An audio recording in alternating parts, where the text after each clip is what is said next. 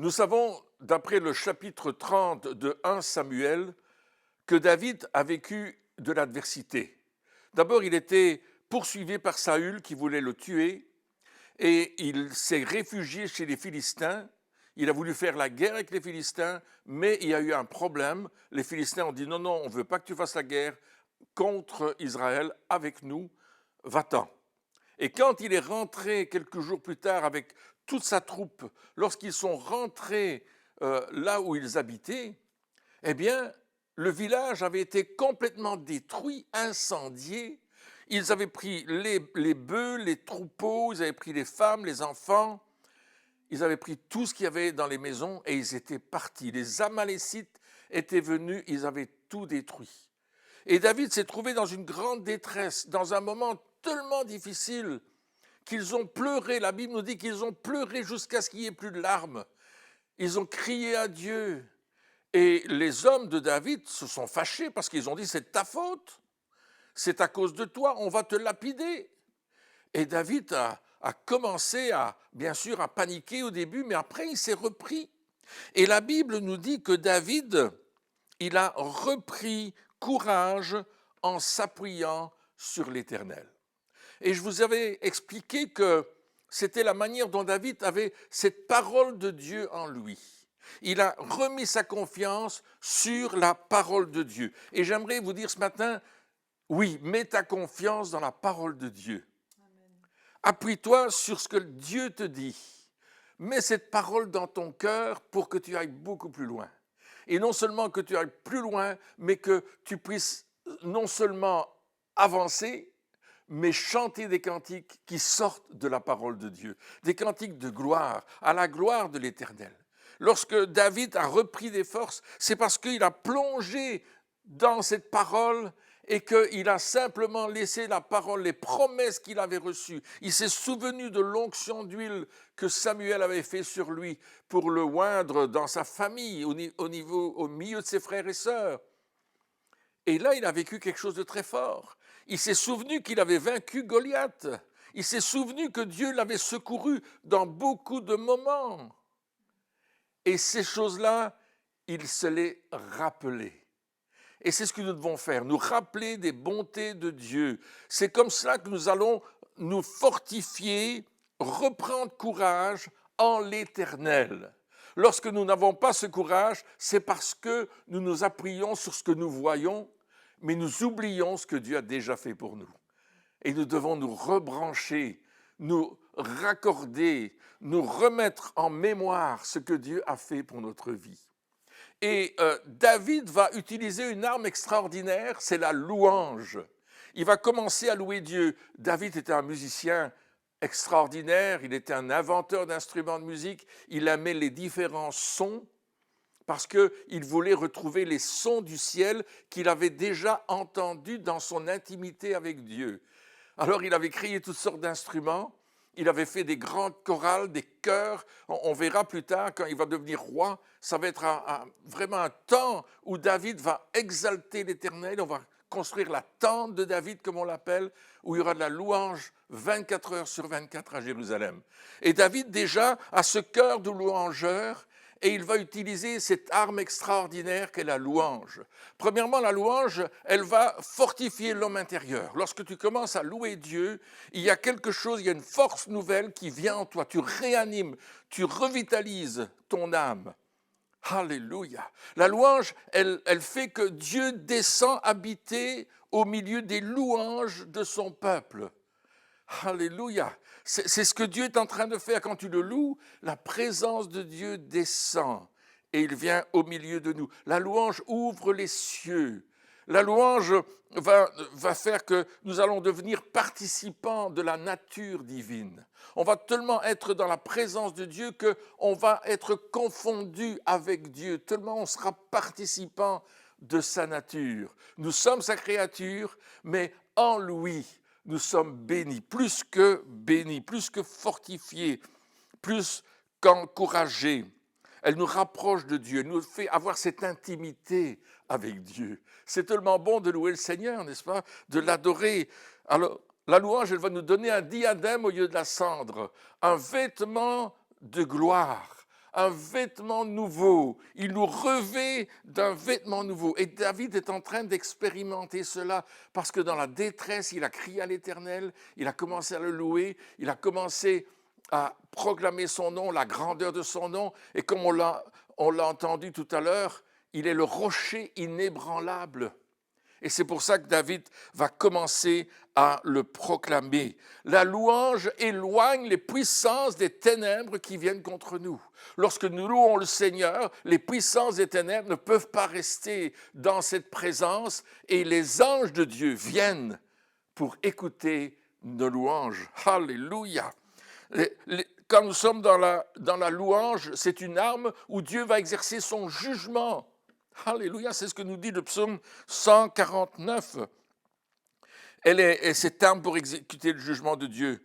Lorsque nous louons le Seigneur, lorsque nous commençons à l'adorer, quelles que soient les circonstances, nous permettons à Dieu de faire le combat pour nous. Alléluia, c'est lui qui viendra combattre. Et on voit ça dans le deuxième livre des Chroniques, au chapitre 20 et au verset 22. Lorsqu'ils ont commencé à louer, il y a une embuscade quand les ennemis sont entretués entre eux et le peuple n'a pas eu besoin de se battre. Dieu avait fait la bataille.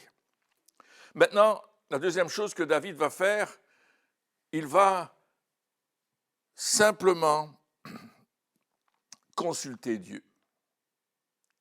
Il va consulter Dieu et pour cela, il va aller chercher Abiathar. Abiathar, c'était un de ces sacrificateurs qui a pu échapper à la main de Saül. Parce que Saül a tué les sacrificateurs. Les sacrificateurs de l'Éternel, ceux qui portaient l'éphod de lin, il les a tués. Et Abiathar s'est sauvé et a rejoint l'équipe à David. Et voyez-vous, David n'a pas décidé lui-même de faire quelque chose en disant, mais est-ce que, bon, maintenant, allez, on va se venger. Non, il est allé chercher Dieu. Et il a demandé à Abiathar, lui qui portait l'éphod, c'est-à-dire ce vêtement du sacrificateur sur lequel il y avait aussi les pierres qui représentent les tribus d'Israël. Et là, il a interrogé Dieu et il a demandé à Dieu, est-ce que je vais les poursuivre ou est-ce que je ne vais pas les poursuivre? Et Dieu a répondu et il a dit, poursuis et tu vas les atteindre. Alors, il a reçu cette promesse. Il savait, il avait la certitude que Dieu lui disait, tu peux y aller. Tu peux aller te battre. Et parfois, nous, on consulte Dieu, il nous dit quelque chose, mais on ne le fait pas. Quand Dieu te parle, fais ce que Dieu te demande de faire. Et là, David va faire une chose suivante, il va faire un acte de foi sur la parole de Dieu. Il va partir à la recherche de ceux qui ont enlevé les femmes, les enfants et le butin, et ils vont essayer de le retrouver. Et lorsque nous nous mettons en marche par la foi, sans savoir exactement où nous allons, Dieu va nous faire faveur. Et sur leur chemin, ils vont trouver un Égyptien. Et cet Égyptien, c'est un mercenaire qui travaillait pour les Amalécites. Et il est tombé malade et son maître l'a abandonné sur le chemin. Et là, David va l'interroger, lui demander, est-ce que tu étais avec eux? Il dit, oui, on est allé là et on a brûlé ce village et on a pris les gens et on est parti, mais moi je suis malade et je suis resté en arrière, je ne peux plus avancer. Et ils ont soigné cet homme, ils l'ont nourri et ils lui ont demandé s'il voulait devenir leur guide pour leur montrer où étaient les Amalécites. Et cet homme a fait un pacte avec David, a dit que je vais te le montrer, mais promets-moi de ne pas me tuer. Et puis, Dieu a fait faveur, il a montré le chemin. Lorsque nous marchons par la foi, Dieu va nous montrer le chemin, il va nous guider, il va nous diriger là où nous devons aller, il va nous faire des faveurs sur le chemin. Mais pour récupérer ce qui avait été volé, David va devoir attaquer. Il ne va pas simplement regarder, il va devoir attaquer les Amalécites et il va devoir prendre de force ce qui lui était volé. Alléluia. Dieu nous a appelés à marcher aujourd'hui pour rentrer dans les promesses qu'il a faites pour chacun d'entre nous. Les promesses qu'il t'a faites à toi. Mais pour les avoir, il va falloir que tu te battes. Voici ce que dit Matthieu chapitre 11, verset 12. Depuis le temps de Jean-Baptiste jusqu'à présent. Le royaume des cieux est forcé et ce sont les violents qui s'en emparent. Voyez-vous, les violents, ce sont ceux qui sont passionnés. Alors ils font tout pour saisir ce bien précieux qu'est le royaume de Dieu. La foi demande une action violente qui nous fait sortir de notre zone de confort. Alléluia. Lorsque Dieu te dit de marcher par la foi, il faut que tu sortes de ta zone de confort et que tu suives Dieu. Il y a plusieurs années, je travaillais dans les hautes écoles comme professeur. J'avais une très belle place avec un horaire formidable. Mais Dieu m'avait dit, tu vas lâcher ta place et tu vas te mettre à plein temps. Oh, c'était une insécurité, 4 enfants, une épouse, une vie sociale. Et Dieu me dit, il faut que tu lâches. Alors, on a vérifié ensemble, on s'est mis d'accord, Christine et moi. On a parlé avec les enfants. Et j'ai commencé une première chose, j'ai pris une pause carrière. C'est la première chose que je pouvais faire et ça a duré 6 ans où j'étais en pause carrière. Avec un tout petit pécule, presque rien. Mais Dieu a pourvu à tous nos besoins chaque jour. Plusieurs de nos enfants sont partis étudier aux États-Unis. Nous n'avions pas l'argent pour cela. Nous n'avions pas les moyens pour qu'ils puissent aller dans les écoles bibliques aux États-Unis. C'était le chemin que Dieu avait tracé pour eux. Mais Dieu a ouvert des portes. Il a suscité des Égyptiens, comme on l'a vu ici avec David, qui sont venus aider pour permettre que ce que Dieu avait promis et décidé sur la vie de notre famille de s'accomplir. À un certain moment, après cette pause carrière de 6 ans, j'ai décidé de complètement lâcher le travail. Et on a commencé à continuer à vivre sans aucun pécule de revenus. Mais Dieu avait tout prévu. Et jamais nous n'avons manqué de rien. Nous n'avons pas vécu dans la pauvreté, nous n'avons pas vécu dans le manque. Dieu a pourvu à tous nos besoins à chaque instant. Et nous avons marché avec Dieu. Et nous n'avons pas perdu une miette de ce qu'il nous avait promis. Et aujourd'hui encore, nous marchons dans cette obéissance. Et je vous invite à marcher dans cette obéissance et à comprendre que Dieu est avec vous et qu'il conduit votre chemin là où il veut que vous soyez. Oui, il faudra faire un pas de foi, il faudra sortir de votre zone de confort, il faudra que vous entriez dans quelque chose de différent que vous avez vécu jusqu'à aujourd'hui. Mais si Dieu vous appelle, n'hésitez pas de le faire. Je vais continuer l'histoire de David. David a donc repris tout le butin, plus les troupeaux des Amalécites, plus le butin qu'il a pris chez les Amalécites, et il est revenu avec ses 400 hommes vers les 200 qui étaient restés au bord du torrent parce qu'ils étaient trop fatigués. Ils sont revenus ensemble avec tout ce troupeau, et David marchait, et il disait ceci au verset 20, à la fin du verset 20 du chapitre 30 de 1 Samuel, il disait « C'est ici le butin de David ». Et il marchait avec ce butin-là glorieux. Alléluia. Quel est le butin que nous avons pris à l'ennemi aujourd'hui? Le butin que nous prenons à l'ennemi, ce sont des hommes et des femmes, des jeunes gens, des jeunes filles, des enfants, des adultes, des vieillards qui ont besoin de rencontrer Jésus. Notre butin à nous, c'est d'aller dans le camp de l'ennemi et de reprendre ce qu'il a volé. Il y a tellement d'hommes et de femmes qui ne connaissent pas encore, d'une façon personnelle, notre Seigneur Jésus, qui n'ont pas encore donné leur vie à Jésus-Christ parce qu'ils n'ont pas entendu parler de son amour, de sa puissance et de sa magnificence. Mais nous avons ce secret dans nos cœurs et nous allons aller chercher un butin dans le camp de l'ennemi et les ramener dans la présence de Dieu. Et on pourra dire, ceci est le butin de David, ceci est le butin de Christine, ceci est le butin d'Isa, ceci est le butin de Serge, ceci est le butin de Blaise, ceci. Rajoutez votre prénom, parce que vous allez ramener un butin. Et David est revenu vers ces hommes-là avec ce butin qu'il avait ramassé, qu'il avait pris, qu'il avait repris. Il était fier d'avoir retrouvé sa femme, ses enfants et tout ce qu'on leur avait volé. Alléluia, et encore plus, parce que Dieu est un Dieu d'abondance. Et Jésus a dit, je vous bénirai, je vous donnerai de l'abondance. Vous recevrez une vie abondante, c'est-à-dire qui déborde, une vie qui n'arrête pas de produire de l'abondance. C'est quelque chose de continu, l'abondance, ce n'est pas ponctuel, c'est continu, c'est tout le temps. Et c'est ça que Dieu veut nous donner à chacun d'entre nous, à chacune d'entre nous. Nous avons un Dieu d'abondance. Et puis, les 400 hommes qui sont allés se battre, ils ont dit, ben non, eux ne vont pas recevoir quoi que ce soit, ils ne sont pas allés se battre, ils sont restés avec les bagages. Mais David va dire, non, non, non, non, ça ne se fait pas comme ça. Ils vont recevoir leur part. Et c'est devenu une loi.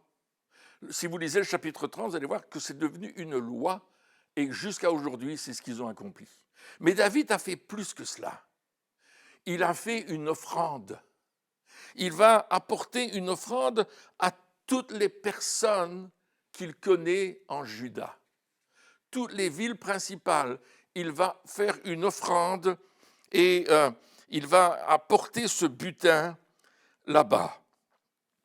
Amen. Et il va envoyer une partie du butin. On voit ça dans 1 Samuel 30, verset 26. Si vous voulez le prendre, 1 Samuel 30, verset 26. De retour à Tislag, David envoya une partie du butin aux anciens de Juda, à ses amis, en leur adressant ces paroles. « Voici pour vous un présent sur le butin des ennemis de l'Éternel. » Nous connaissons la fin tragique de Saül, où il a été tué dans la bataille contre les Philistins. Il a été tué, Jonathan a été tué, et bien sûr, il n'y a plus de roi en Israël. Mais David va se faire rappeler à ses amis et à tous ceux qui sont en Juda. Et il va envoyer une offrande. Il va envoyer une bénédiction, un présent à tous ceux qu'il connaît. Il ne va pas garder pour lui le butin.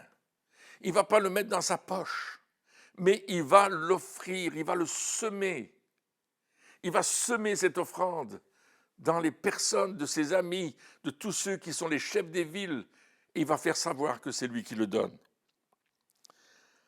Il est écrit dans Proverbe 17, verset 8, « Les présents sont une pierre précieuse aux yeux de qui en reçoit. De quelque côté qu'ils se tournent, ils ont du succès. » Les présents, c'est une pierre précieuse.